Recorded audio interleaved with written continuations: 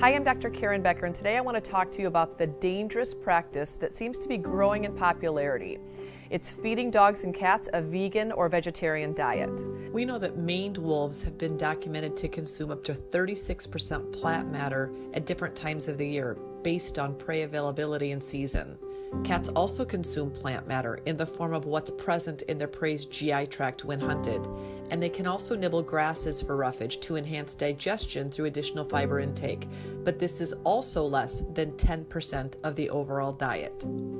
But most fibrous plant material is entirely different metabolically than high glycemic carbohydrates vegetarian diets rely on for the bulk of their nutrients. Dogs and cats are super resilient. They're really strong animals, so you actually can nutritionally abuse them and they don't die instantaneously. Their bodies degenerate over time, but because they can withstand nutritional abuse, it doesn't make it okay to do it. If you feed a dog a starch-based diet for several generations, they're going to produce more amylase, but that doesn't make it species correct or biologically appropriate to do so. Dogs require 22 essential amino acids to handle all of their metabolic and energy needs, but their bodies only produce 12 of the 22. The other 10 must come from the food that they eat, which is why your dog must obtain preformed amino acids directly from his or her diet. The protein in animal tissue has a complete amino acid profile.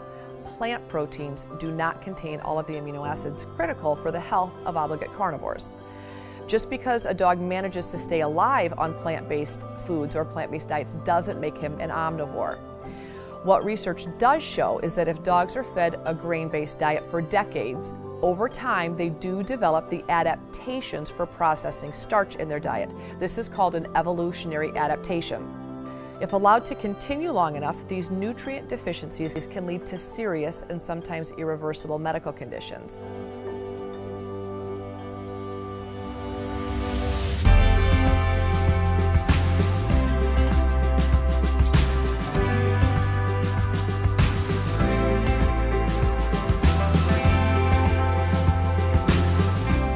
In the case of vegetarian and vegan diets, the amino acids, vitamins, and minerals must be supplemented and come from synthetic or lab-created sources, which in my opinion is not ideal because it's not whole foods. If your personal eating habits or philosophy are so strong that everyone in your family must abide by them,